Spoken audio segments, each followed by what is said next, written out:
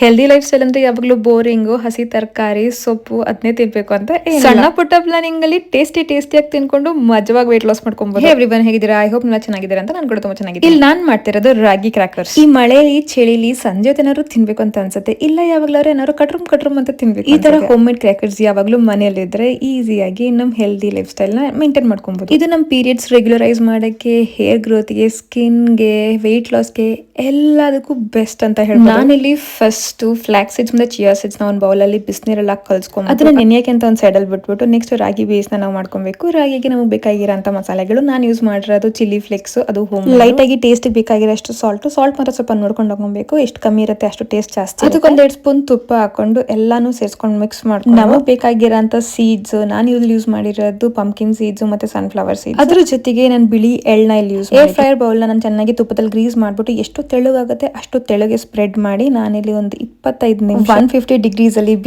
ಬೇಯಿಸಿದ್ಮೇಲೆ ಈ ತರ crispy crackers ready. Ingredients ಎಲ್ಲ ಫಸ್ಟ್ ಕಮೆಂಟ್ ಅಲ್ಲಿ ನಾನು ಪಿನ್ ಮಾಡಿದ್ದೀನಿ. ಅಂಡ್ ಮತ್ತಷ್ಟು ಟಿಪ್ಸ್ಗಾಗಿ ನಾನು ಫಾಲೋ ಮಾಡೋದು ಮರಿಬೇಡಿ. Thank you.